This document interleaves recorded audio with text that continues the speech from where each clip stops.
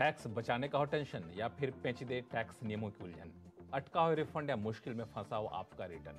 हर मुश्किल सवाल का आसान जवाब है टैक्स गुरु, जहां आप ना सिर्फ अपना टैक्स बचाते हैं बल्कि हम टैक्स की उलझनों को सुलझाने के गुर भी आपको सिखाते हैं।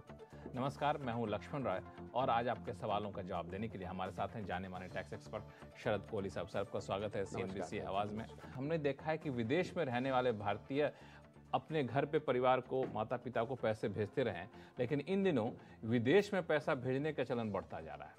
अगर रिजर्व बैंक के आंकड़ों को देखें तो पिछले 8 साल में बाहर भेजे जाने वाली रकम में करीब 280% से भी ज़्यादा की बढ़ोतरी हुई है। अब सवाल उठता है कि जो लोग बाहर पैसा भेजते हैं क्या उनको भी टैक्स देना पड़ता है? कोहली साहब, सवाल जायज़ है कि नहीं? बिल्कुल जायज़ है। और लक्ष्मण, पैसा लिबरलाइज रेमिटेंस स्कीम जो चलती है 2.5 लाख जो 2020 में शुरू की गई थी। जी हाँ, प्रति भारतीय ने स्कीम तो पहले से है, उसकी लिमिट चेंज की गई। प्रति भारतीय प्रति वर्ष आप $2.5 लाख तक एक साल में भेज सकते हो। लोग इसका भरपूर फायदा उठा रहे हैं, पढ़ाई लिखाई के लिए, लोन लेने के लिए, निवेश करने, लोन देने के लिए, निवेश करने के लिए, वगैरह वगैरह। तो देखिए, आप जब पैसा भेजते हैं तो 7 लाख रुपए, लक्ष्मण एक लिमिट नोट कर लीजिए।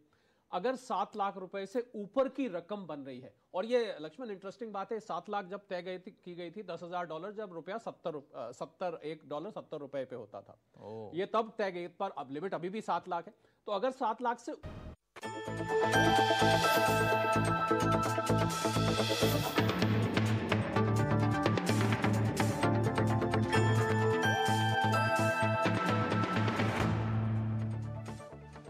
आप नौकरी पेशा हैं, NRI हैं, शेयर बाजार के ट्रेडर हैं या फिर कारोबारी, अगर आप टैक्स चुकाते हैं तो आपकी हर उलझनों को दूर करने के लिए लेकर हम हाजिर हैं आपका पसंदीदा शो टैक्स गुरु, जहां हम नियमों के दायरे में रहकर टैक्स बचाने के बेहतरीन तरीके आपको बताते हैं। नमस्कार, मैं हूं लक्ष्मण राय और आज हमारे साथ होंगे इस बार जाने माने टैक्स एक्सपर्ट शरद कोहली जी। कोहली जी, आपका स्वागत है CNBC आवाज के इस खास शो में। और कोहली जी कई सारे टिप्स बताएंगे हमेशा की तरह, लेकिन सबसे पहले नजर डालते हैं कि आज के शो में क्या कुछ खास रहने वाला है। तलाक के बाद महिला को मिली रकम पर क्या चुकाना होगा इनकम टैक्स? सिर्फ रिटर्न भरते वक्त ही नहीं बल्कि पहले भी समय समय पर AIS की करते रहे जांच, और लीज प्रॉपर्टी पर कैसे तय होगी GST की देनदारी, इन सारे मुद्दों पर बातचीत करेंगे। लेकिन सबसे पहली बात AIS यानी एनुअल इंफॉर्मेशन स्टेटमेंट की। दरअसल आमतौर पे जब रिटर्न फाइल करना होता है तभी हम इस AIS की जांच करते हैं, और उस वक्त कई लोग कहते हैं कि ये तो जो दिख रहा है ये तो मैंने कभी पेमेंट किया ही नहीं, ये जो दिख रहा है ये तो हमारे पास पैसा आया नहीं, अब क्या करें। अंतिम समय में काफ़ी अफरा तफरी का माहौल रहता है। तो हमारे टैक्स गुरु से इस मुद्दे पे बातचीत हुई तो उनका कहना था कि AIS को आप साल में एक बार मत देखिए बल्कि समय समय पर देखते रहिए, इनके अपने लॉजिक हैं। कोहली साहब। जी हाँ, बिल्कुल। एक पुराना लक्ष्मण फिल्मी गाना है, बार बार देखो, 1000 बार देखो, देखने की चीज़ है हमारा AIS, और नाम इसका है एनुअल इन्फॉर्मेशन स्टेटमेंट, इसीलिए लोग शायद साल के बाद देखते होंगे। देखने के पैसे तो लगते हैं नहीं, पैसे लगते नहीं। आप लॉगिन करिए अपने सर्विसेज में, जाइए पोर्टल पे और वो खुल जाता है, और इसको आप डाउनलोड कर सकते हैं PDF फाइल में, JSON फाइल में, और भी इसके फॉर्मेट्स हैं।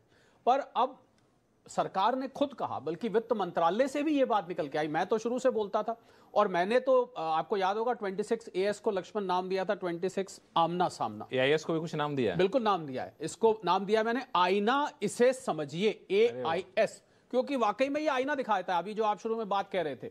और क्यों इसको देखना जरूरी है, तो जो सरकार की तरफ से डायरेक्टिव आए कि आप इसको साल में कम से कम हर क्वार्टर में देखते रहें, मतलब हर तीसरे महीने, साल में 4 बार इसको जरूर देखें। अब ये 4 बार का लॉजिक क्या है, क्योंकि हर क्वार्टर में TDS के रिटर्न्स लोग अपनी फाइल करते हैं, तो आपका जो डेटा वो कैप्चर कर रहा है वो आपको हर क्वार्टर दिखेगा। अगर आप इसको साल में एक बार करते हैं तो साल के बीच में जो गड़बड़ी अगर कोई हुई है, और इसका बड़ा अच्छा एग्जाम्पल मैं अगर दर्शकों के लिए आसान करके बताऊं, जो लोग अपनी रेंट रिसीट देते हैं, बड़ा सिंपल, हालांकि AIS में आपका इंटरेस्ट, डिविडेंड्स, फॉरेन रेमिटेंस, बड़ा कुछ दिखता है, और प्रॉपर्टी ट्रांजैक्शन भी दिखता है। पर मान लीजिए आपने हाउस रेंट रिसीट दी अपने एम्प्लॉयर को रेंट बचाने के लिए HRA के अंतर्गत, अब उसमें आपको पैन नंबर डालना होता है लैंडलॉर्ड का, और वो रेंट रिसीट वहां पर रिफ्लेक्ट होनी, वो रेंट उसके में रिफ्लेक्ट होना शुरू हो गया। और मान लीजिए कहीं कोई शरारत है, एक ने दिखाया दूसरे ने नहीं दिखाया, तो वो क्या होता है कि उससे मिसमैच खड़ा हो जाता है। तो इसलिए ये सलाह है कि AIS को आप साल में 4 बार कम से कम जरूर देखें। ज्यादा देखें कोई मनाही नहीं है, पर इसको देखने से आपके बाद में जो समस्या होती है, क्योंकि अगर इसमें लक्ष्मण कोई गलती आ रही है तो उस गलती को फीडबैक के माध्यम से करेक्ट कर लिया जाता है। और अगर आप इसको बीच बीच में देखते रहेंगे तो गलती वो साल के बीच में ठीक भी हो जाएगी, वरना साल निकल गया। यही सवाल आपसे पूछना चाह रहा था कि हम बार बार देख रहे हैं इसको, और बार बार देखने के बाद अगर मुझे लगता है कि कुछ गलती निकल कर सामने आ गई, तो क्या हमें ITR फाइल